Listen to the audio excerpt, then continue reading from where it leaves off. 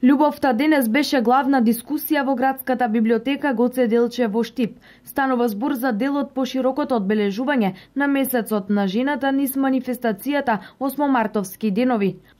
А конкретно, денес беше представена преводната литература од областа на филозофијата. Ова е единствен начин и прв начин целата таа филозофска литература, која што до пред некој период беше странска, сега да биде преведена на македонски јазик. Модератор на оваа интерактивна дискусија беше професор доктор Трајче Стојанов. Ова како да е подзаборавена тема, дури и кога се експлоатира, станува, се третира на ниво на патетика. А при тоа се заборава дека во самата етимологија на зборот филозофија стои поимот љубов. Филозофијата е љубов кон мудроста и во таа смисла тоа е оној ерос, копнеш кој што не води до истражување, до научно истражување, до филозофско истражување, до уметничко творештво, така што љубовта е копнежот кој што стои зад сите овие на некој начин творички импулси кај човекот.